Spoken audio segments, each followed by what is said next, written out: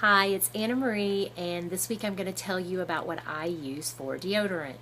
Now, there's a lot of reasons that I decided to stop using commercial deodorant, and I've included an article that explains it more in depth, but some of the ingredients in deodorant include parabens and aluminum, and a lot of those things have been linked to cancer and Alzheimer's, and although none of it is proven, I decided that I just don't want to take any chances.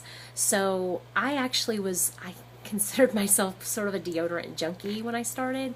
When I first read this discovery, I would use deodorant from the second that I got out of the shower. I would use it sometimes throughout the day.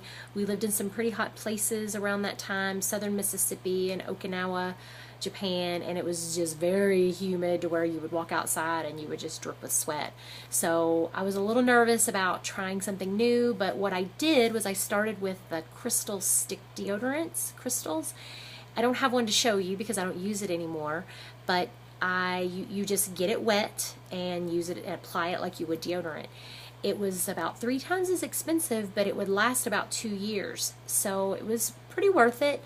But then I started reading that even that had a little few traces of aluminum, and so I thought, okay, well, I can't do that anymore. So I had read somewhere that cancer patients were advised to only use pure baking soda as deodorant, so I decided to go in that direction. So I took my baking soda, this is my dream ingredient I use for so many things, and I just had a little container full, and I had it next to the sink, and I would just get my hands a little bit wet and dip my hand in and just apply it that way. It was a little bit time consuming because it took a few more minutes. I always had to wash my hands afterwards. Not as quick as your normal deodorant application. So I did that for about 2 years, and then I started reading about making homemade deodorant, and I thought that might be something new to do and might be a little better. So I did, and the ingredients in my homemade deodorant, I'm going to post the recipe on this page, is baking soda, cornstarch, and coconut oil. I always add lavender essential oil to mine because I like the smell of lavender, but you can also add things like tea tree oil, which has natural antibacterial properties. I'm going to try that on my next batch of deodorant.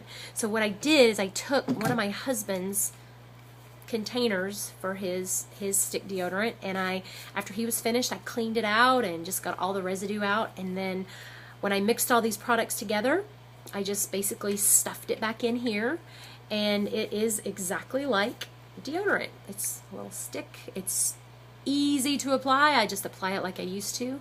It has a very nice scent, and I'm very happy with it. I think it works great, and again, it's easy. And I will post all the recipes below, and you can make a choice as to whether or not you want to give them a try. Thank you so much for listening. I will see you next week.